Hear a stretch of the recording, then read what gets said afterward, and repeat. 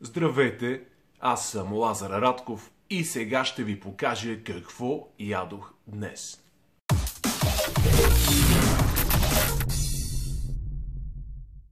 Часът е около 10:30, преобляках детето, смених му памперсите, нахраних го, поиграх с него и сега ще ви покажа какво ми се е да закуси. Възнамерявам да ударя едни 300-400 грама извара. Приготвил съм си 2 бананчета и тук съм си приготвил малко от кашичката на детето, която е мега вкусна, детските храни са супер и разбира се съм си я приготвил в неговата паничка с неговата лъжичка, защото някакси така ми е доста по-вкусно. За обяд ще треснем тези свински дропчета, направени с лук, томатен сос и всякакви други бъгинки от прекрасната ми жена, с мъничко варен ориз. Потренирахме и сега ще си направим нещо за следобедна закуска. Първо взимаме изварата, която ни остана от закуска. Да кажем, че това са около 100 грама, плюс-минус. Разсипваме малко по масата, изяждаме я, премляскваме на камерата и продължаваме докато не оберем всичко. Така.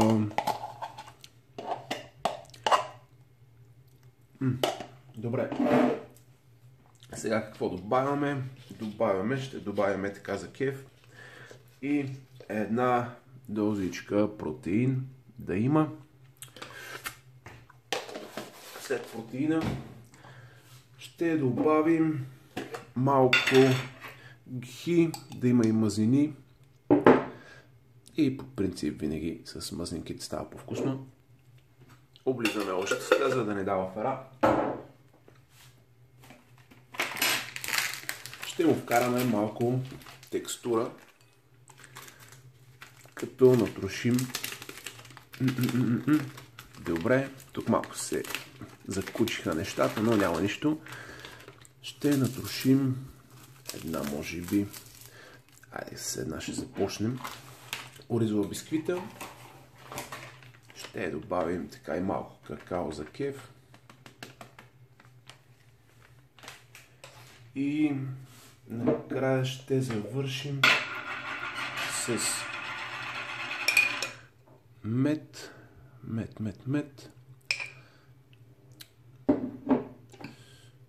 Чудесно. И сега цялата тази работа ще разбъркаме хубаво. Ще сложим и малко вода. И сега ще видим как ще се получат нещата. Цяло в момента импровизираме напълно. Разливаме нещата по масата, няма значение. Обичам да си правя неща, които ги правя за първи път. По някой път нещата се получават много добре. Друг път нещата са пълен провал, но няма значение. Да разбъркаме добре.